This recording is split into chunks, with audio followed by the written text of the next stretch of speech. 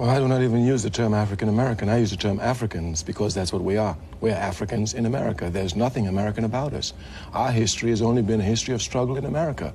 We are the only ethnic group in America who have to shed our blood to make reform. To get the vote, we must shed our blood. To get our children to school, we must shed our blood. To get on a bus and sit where we want, we must shed our blood. To even get in a filthy 5 and 10 cent store, we must shed our blood. So I don't see how we could be American. We're Africans in America struggling against American capitalism. And only until it's destroyed will we enjoy the rights that everyone else is speaking of. Human progress does not stand still. It moves. We came here as Africans. One of the first organizations we had fighting for us is known as the Free African Society. The very first independent organization we had in this country was the church. It was known as the African Methodist Episcopalian Church. So from Africans, our oppressor has changed us to colored, to Negro, to this, to that. We understand it's a step. Coming to black had a powerful point, because the point was that we were oppressed because of this color of our skin, and this was racism. But this fight is not just a fight over the color of our skin. A fight for power is a fight for land. When Mr. Llewellyn speaks about power, he's talking about land. Our land is Africa.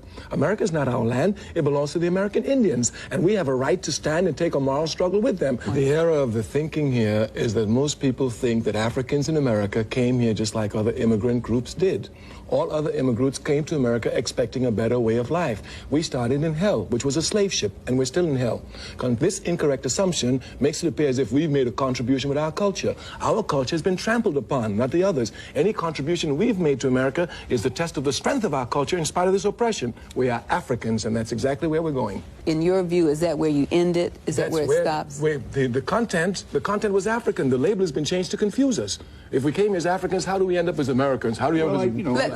I would beg to differ you that my ancestors came here in a slave boat. They didn't. They came from the island of Jamaica, and they came on their own because they thought it was a better place to be than Jamaica. How did they get to Jamaica? They came as slaves to Jamaica. I was born in Trinidad. That's where the slave ship dropped them. We're all slaves. Right. We're all slaves. We can't solve this one. Jamaica. Who did you decide to drop in Jamaica? The white man dropped you in Jamaica and brought you to Mississippi. Right. So you don't define yourself by the enemy? No, I define myself as the fighting places where I'm at. Where I used to be, or where I thought I was. So if you're fighting on a slave ship, we fought on the slave ships. We fought on the slave ships. Did you call yourself a warder?